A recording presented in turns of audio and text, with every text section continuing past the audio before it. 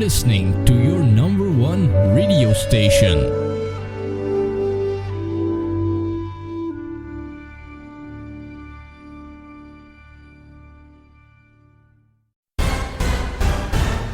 Spirituality and versatility in action. You are listening to Alukotron Free Radio Station. Hello everyone and welcome to Alukotron Free Radio Station. In our last broadcast, we've concentrated on the subject of callousness. And to be completely honest, after the emission of our program, I felt a bit unsatisfied, as if something was missing. I couldn't quite put my fingers on it, but after an intense contemplation that eventually transformed itself into a meditation, I realized that an important factor was inadvertently omitted. Namely, the question of our subconscious self-destruction, because surely we have brought ourselves into such a state of being. Through gradual isolation, feeding of our overstated ego, and cultivation of arrogance, we became quite insensitive to the problems of others. You're listening to your number one radio station. Recently, I have adopted this very common Chinese greeting 你喜欢了吗? that literally means, have you eaten yet? In today's economy, when quite a large number of people, including several of my own friends, lost their employment and the roof above their heads, it is only right to greet people by using a genuine expression of concern for the other individual and their well-being.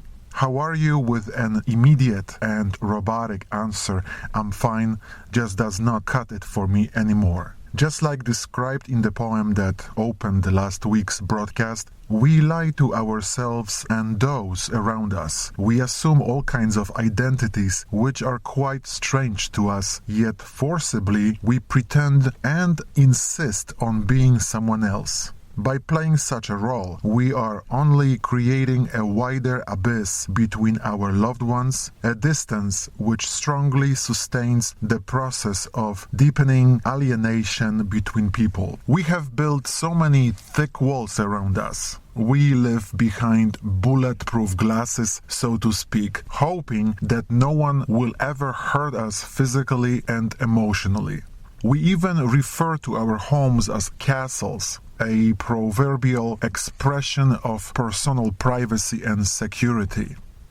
The actual term derives from the historic English common law dictum that an Englishman's home is his castle. This concept was established as English law by jurist Sir Edward Coke in his The Institutes of the Law of England from 1628. The dictum was carried by colonists to the New World, who later removed English from the phrase, making it a man's home is his castle, which thereby became simply the castle doctrine.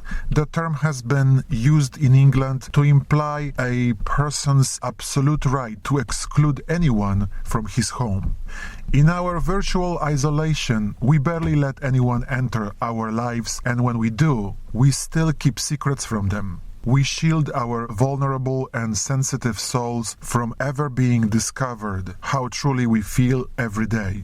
We never want for anyone to find out how fragile we are, what we really think about life, people we work with, friends we know, things we do, and so on. We separate ourselves from the real life, and to think of it, we most likely have mastered the art of acting by simply living a lie on a daily basis. We don't like spontaneity and any kind of surprises.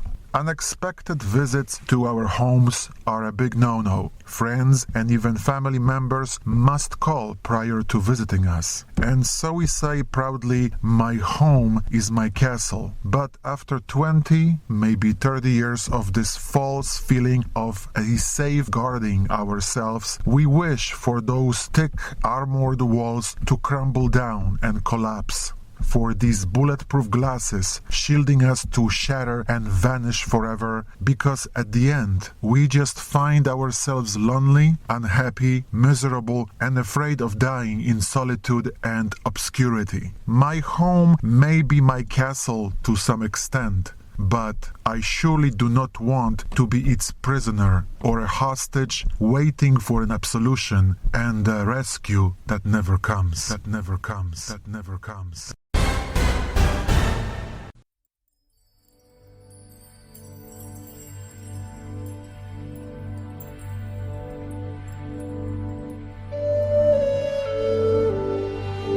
You're listening to your number one radio station.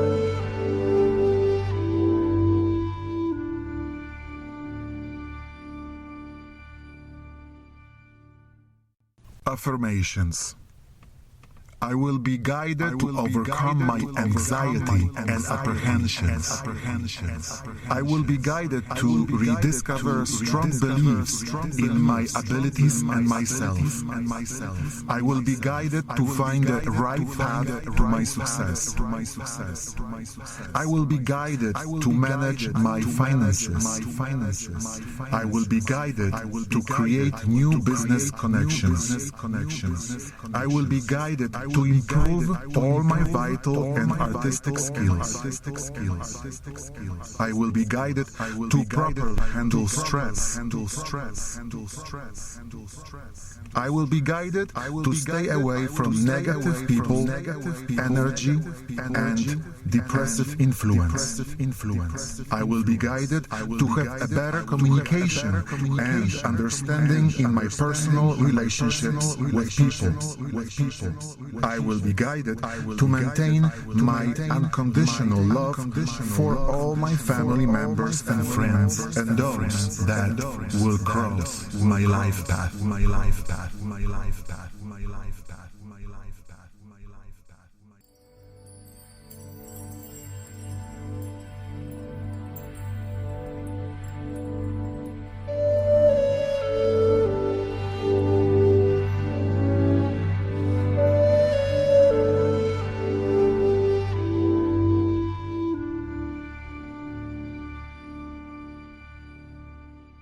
I would like to share with our listeners valuable material that I found on dailyom.com back in July of this year that fits the current issue being discussed in our programming.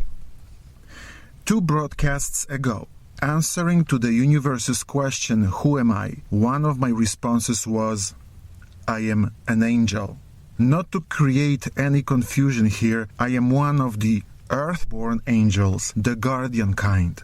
This brief article, written by Madison Taylor, entitled "Just Being There," perfectly explains the role of the guardian and describes his most noble service to mankind. To act as a guardian to somebody during a difficult time is a most beautiful gift of support. One of the greatest gifts we can give another human being is to act as their guardian. Whether this gift is related to a specific situation or is representative of an ongoing commitment, we each benefit from the association. To protect someone is to walk with them in challenging times and see them through safely to the other side. In doing this, we grow with them, and those under our guardianship derive confidence from our support and assistance, enabling them to persevere through almost any conditions. There are many reasons we feel inspired to serve as guardians to those we care for. Sometimes just holding the space for somebody allows them to do what is necessary to grow or heal. We may simply want to see that our friend or loved one is taken care of and equipped to prevail over difficult circumstances. We may also sense that we are in possession of knowledge our loved ones are lacking, yet need in their current stage of development. Our offer to serve as a guardian may also be both unsolicited and unrelated to anyone's situation. Instead of helping someone we care about cope with a specific challenge. we may find ourselves providing them with a more general form of emotional sustenance that prepares and strengthens them for challenges yet to come. Our ability to empathize with those under our guardianship is our greatest asset because our comprehension of their needs allows us to determine how we can best serve them. Even when this comprehension is limited, however, the loving intentions with which we enter into our role as guardian ensure that our care and protection help others grow as individuals while living their lives with grace. Thank you for listening. Namaste.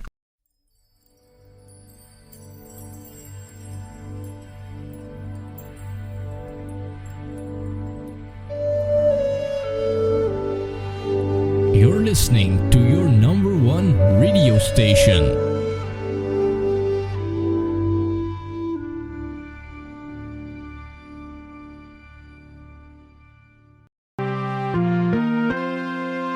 You are listening to Alukotron Free Radio Station. Game over. Don't get brainwashed. Don't get keep your mind open. Mind open. Mind open. Mind open.